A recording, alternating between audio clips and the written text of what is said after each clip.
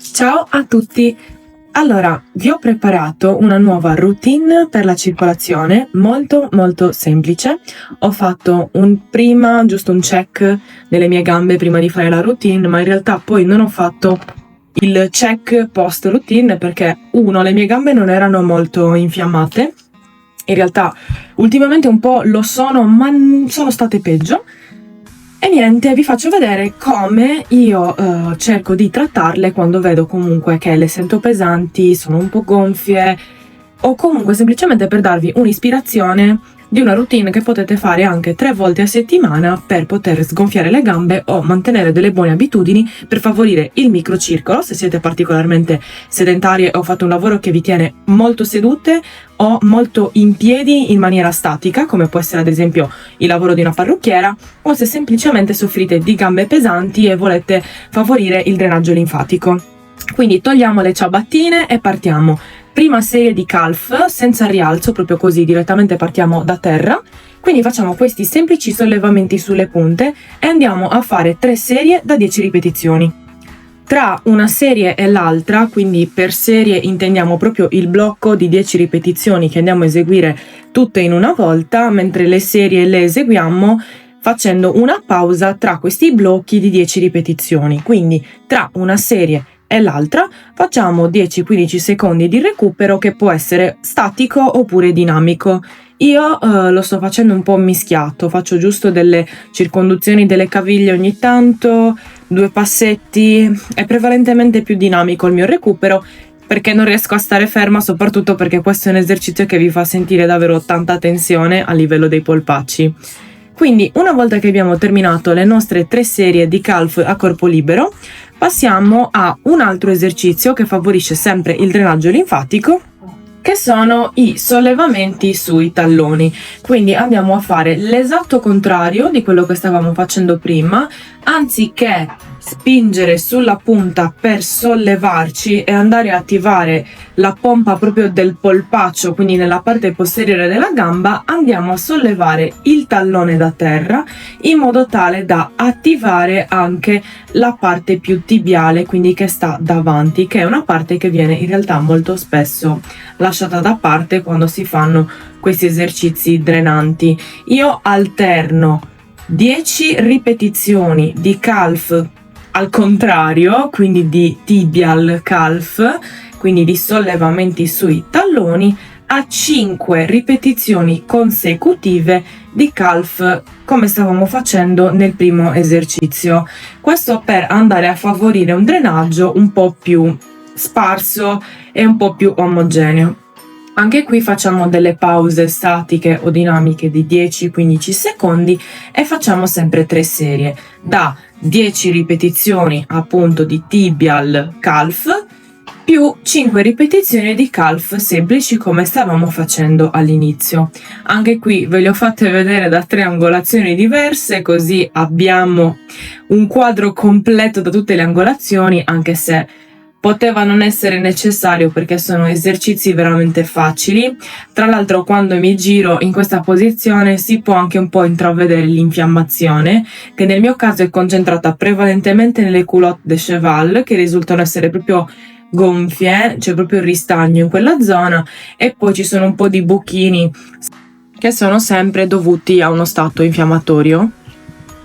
Attenzione, perché comunque non è da demonizzare questa roba dell'infiammazione. Chi fa un allenamento con i pesi o a seconda comunque dello sport, del tipo di attività che noi facciamo, è normale l'infiammazione, anche a prescindere poi dal nostro stile di vita, dalla nostra alimentazione.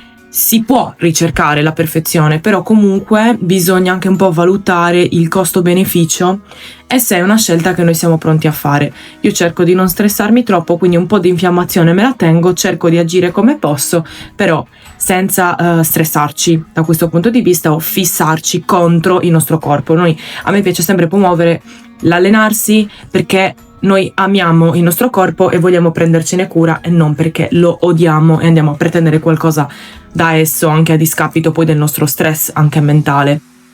Vado a eseguire poi dei semplici slanci vado proprio a piegare la gamba in avanti e poi la distendo all'indietro e la slancio. Qui sto cercando un pochino di favorire un pochino la zona linfatica che sta nell'inguine in maniera molto blanda, infatti faccio giusto 2 ripetizioni da 10.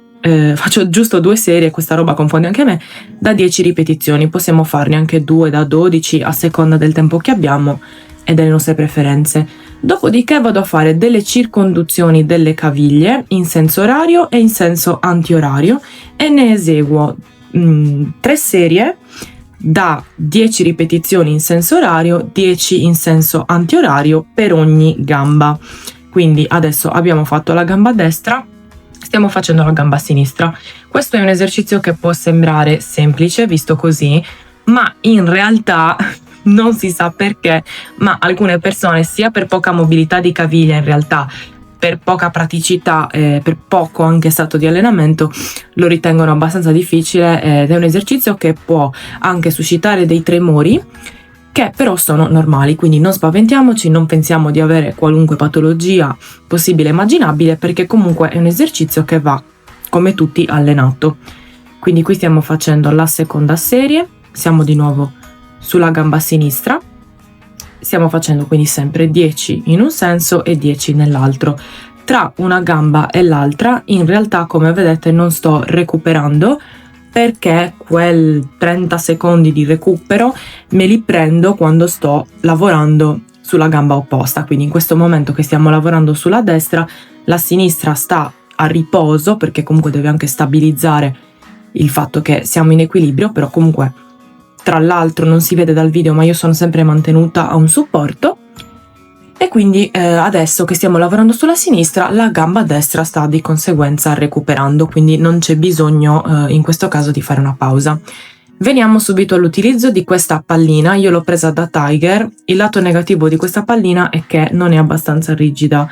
Quando vado a premere il piede con forza contro di essa prende un po' la forma. Invece l'ideale per questo tipo di esercizi sarebbe proprio quello di avere un materiale un po' più rigido, però può andare bene in realtà anche per una persona che sta iniziando. Qui vado a sistemare l'angolatura perché non si vedeva abbastanza secondo i miei gusti e vi spiego che cosa sto facendo. Sto premendo quindi, come vi dicevo, il piede con forza contro la pallina e sto andando a massaggiare la fascia plantare con movimenti appunto verso l'alto e poi verso il basso, cercando di prendere tutto il piede dal tallone fino alle punte.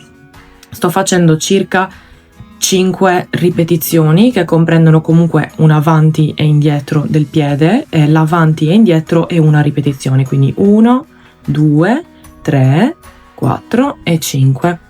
Adesso sto facendo un altro esercizio che sono dei massaggi un po' più delicati, anche perché qui è difficile schiacciare la pallina a terra e contemporaneamente fare questo esercizio. Vado semplicemente a fare queste rotazioni in senso orario e antiorario con la pallina sotto il piede, 5 volte in senso orario e 5 in antiorario, e li vado a fare subito dopo il massaggio della fascia plantare. Quindi 5 ripetizioni e poi 5 rotazioni in un senso e 5 nell'altro.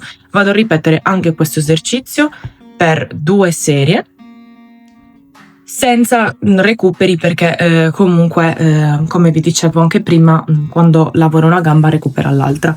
Qui vado a usare questa pallina per massaggiarmi i polpacci, quindi mi ci posiziono sopra, l'altra gamba rimane flessa a terra, mi aiuto con le braccia per spingere la gamba avanti e indietro, tenendo appunto tutto il peso sulla pallina. Per alcune persone può essere fastidioso, quindi regolatevi. Comunque il fastidio in questo esercizio è più che normale, proprio perché stiamo andando a massaggiare e stimolare una zona che molto spesso rimane bloccata. Lo vado a fare circa 20-30 secondi per lato, anche qui per 2 serie, che non ho ripreso totalmente. Ultimo esercizio, finisher, vado a posizionare la pallina tra le 2 caviglie e vado a eseguire 10 ripetizioni totali di calf, semplice come quello che abbiamo fatto all'inizio, però trattenendo la pallina dentellata tra le 2 caviglie. Anche questo è molto utile. Alla fine di questo circuito lo ripetiamo una seconda o terza volta. Io ve lo lascio scorrere altre 2 volte, in modo tale che se volete fare gli esercizi guidati avete la ripetizione di questo video per altre 2 volte, in modo tale che non dovete andare a memoria ma avete uno schema da seguire.